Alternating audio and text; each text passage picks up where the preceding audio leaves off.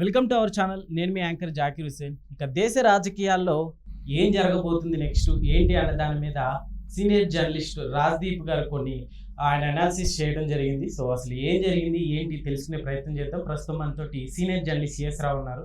Welcome చెప్పేద్దాం. సరే, అయితే రాజ్దీప్ గారు అసలు ఏం కామెంట్స్ చేశారు, సో ఆయన అనాలిసిస్ ఏంటి అంటే ఏం జరగబోతుంది నెక్స్ట్? యాక్చువల్గా రాజ్దీప్ ఆయన ఒక బ్లాగ్ని మెయింటైన్ చేస్తున్నాడు. స్ట్రైట్ బ్యాట్ అనేటువంటి ఒక వీడియో బ్లాగ్ అది. ఆ బ్లాగ్లో తన అభిప్రాయాలను పంచుకుంటూ నితీష్ కుమార్ బీహార్ సీఎం, ఆంధ్రప్రదేశ్ సీఎం చంద్రబాబు నాయుడు గారు వీళ్ళిద్దరి యొక్క పార్టీలని, వాళ్ళిద్దరి యొక్క వ్యక్తిగత రాజకీయ అంశాలని దాంట్లో జోడించారు.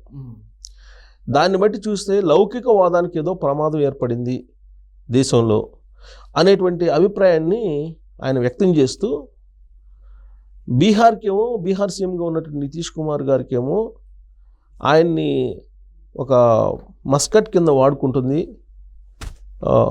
బీజేపీ. ఓకే, చంద్రబాబు నాయుడు గారినేమో ఆయన్ని కొంచెం కంట్రోల్లో పెట్టి వాడుకుంటున్నారు బీజేపీ అనేటువంటి యాంగిల్లో ఆయన ప్రొజెక్ట్ చేశారు. చంద్రబాబు నాయుడు గారినేమో ఒక పదాన్ని ఉపయోగించారు. చంద్రబాబు నాయుడు గారిని రాష్ట్ర ప్రయోజనాలు అనేటువంటి దాంట్లో ఆయనేమో బెండ్ అయిపోయారు మోడీకి.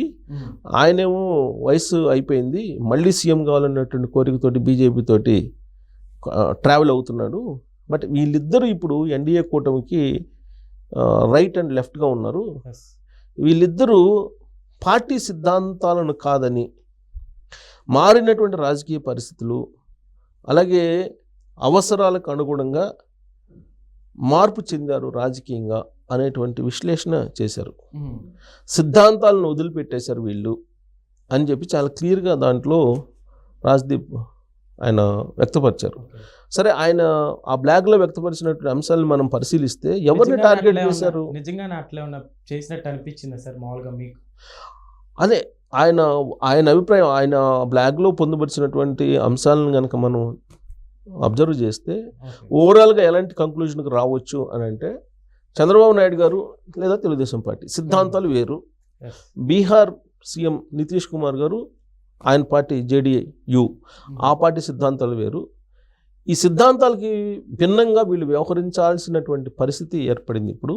అందుకని భిన్నంగా వ్యవహరిస్తున్నారు, సిద్ధాంతాలను పక్కన పెట్టారు అనేది ఒకటి. వీళ్ళిద్దరూ సిద్ధాంతాలను పక్కన పెట్టినందువల్ల లౌకికవాదానికి మతతత్వానికి మధ్య ఉండేటువంటి లక్ష్మణ రేఖ చిరిగిపోయింది అనేటువంటి ఒక అభిప్రాయం వ్యక్తం చేశారు.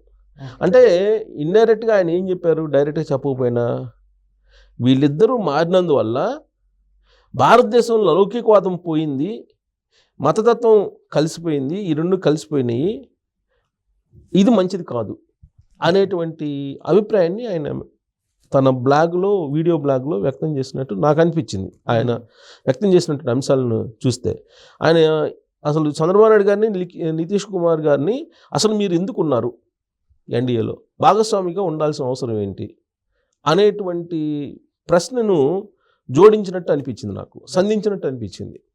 ఇప్పుడు ఒకవైపు ఏమో చంద్రబాబు నాయుడు గారు ఏంటి, ఒకప్పుడు నరేంద్ర మోడీ గారిని ఉగ్రవాది కింద పోల్చాడు. అలాగే నితీష్ కుమార్ గారు ఇదే నరేంద్ర మోడీ గారిని నియంత అన్నారు. ఆయనేమో నియంత అన్నారు, ఈయనేమో ఉగ్రవాది అన్నారు నరేంద్ర మోడీ గారిని. ఇప్పుడేమో నరేంద్ర మోడీ గారే ఈ దేశానికి అవసరం, ఆయన నాయకత్వం అవసరం అని చెప్పి చంద్రబాబు నాయుడు గారు చెప్తున్నారు. నితీష్ కుమార్ గారేమో ఆయన లాంటి నాయకుడు మరొకరు ఉండరు అని చెప్పి, తిరుగులేని నాయకుడు అని చెప్పి ఆయన అంటున్నాడు నరేంద్ర మోడీ గారిని.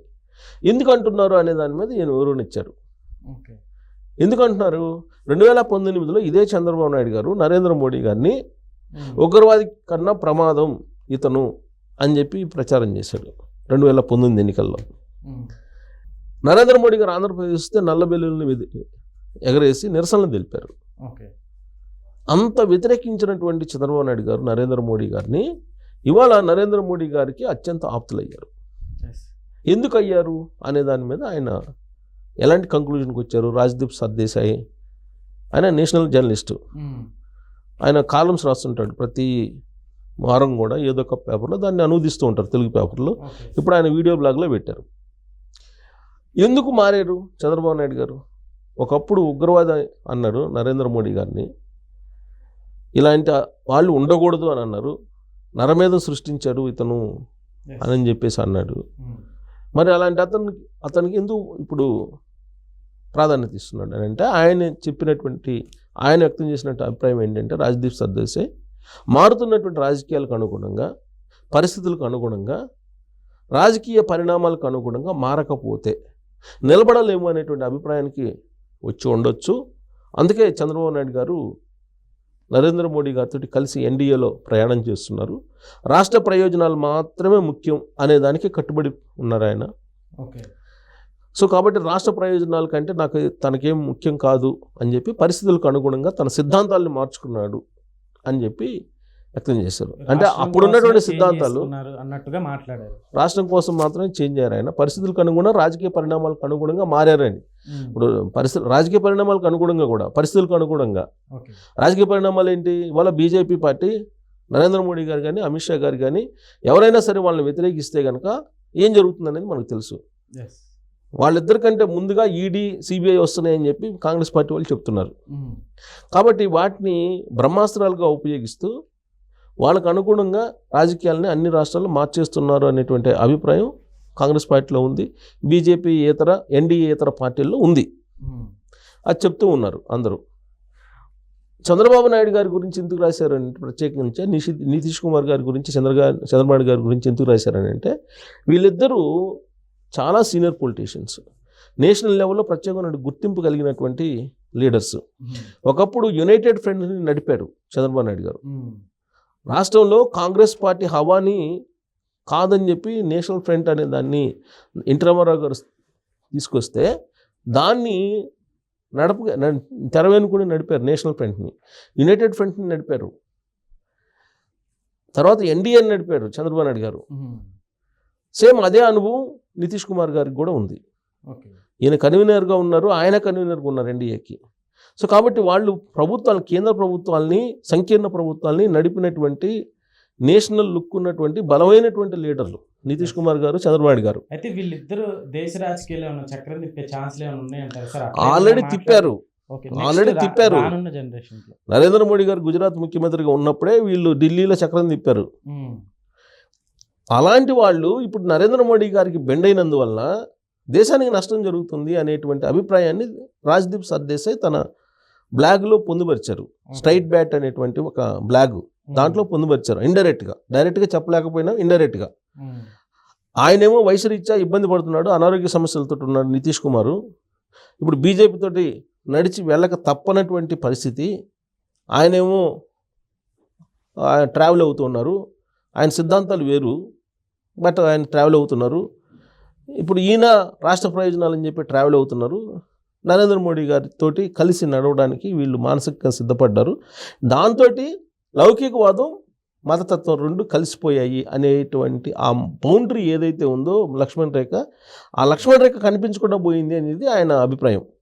అంటే ఇండైరెక్ట్గా ఏంటి, ఈ దేశానికి అంత మంచిది కాదు, మతతత్వమే లౌకికవాదం మతతత్వం అన్నట్టుగా కనిపిస్తున్నాయి. ఇప్పుడు దాన్ని ప్రశ్నించేటువంటి చంద్రబాబు నాయుడు గారు, నితీష్ కుమార్ గారు వాళ్ళ పరిస్థితులకు అనుగుణంగా రాజకీయాలను మార్చుకోవడం కారణంగా ఇదంతా ఏర్పడింది అనేటువంటి అభిప్రాయాన్ని వ్యక్తం చేశారు. సో రాబోయేటువంటి రోజుల్లో మరి వీళ్ళిద్దరూ ఇదే తరహాలో వెళ్తారా, ఆయనే చెప్పాడు రాజకీయ పరిస్థితులకు అనుగుణంగా మారుతారు అనేది కూడా చెప్పారు. సో రాజకీయ పరిస్థితులు మారేటప్పుడు వీళ్ళు మారుతారు. అంటే సిద్ధాంతాలు, రాజకీయ పార్టీలకు ఇప్పుడు సిద్ధాంతాలు లేవు, సిద్ధాంతాలను వదిలిపెట్టి రాజకీయాలు చేస్తున్నారు అనేటువంటి అభిప్రాయాన్ని వ్యక్తం చేస్తూ, అలాంటి వాళ్ళలో వీళ్ళిద్దరు ప్రముఖంగా కనిపిస్తున్నారు భారతదేశంలో అనేటువంటి అభిప్రాయాన్ని ఆయన వ్యక్తం చేశారు. ఆయన బాధ ఏంటంటే, నాకు అర్థమైంది, వీళ్ళిద్దరు సపోర్ట్ చేయకపోతే నరేంద్ర మోడీ గారు ఉండరు ప్రధానమంత్రిగా, అప్పుడు లౌకికవాదం అనేది నిలబడుతుంది. ఇప్పుడు నడుస్తుంది మతతత్వం అనే యాంగిల్లో ఆయన ప్రొజెక్ట్ చేసే ప్రయత్నం చేశారు, డైరెక్ట్గా చెప్పకుండా ఇండైరెక్ట్గా. అది మనం డైరెక్ట్గా అందరికీ అర్థమయ్యేటట్టు మనం విశ్లేషించాం, అంతే. Okay sir, thank you.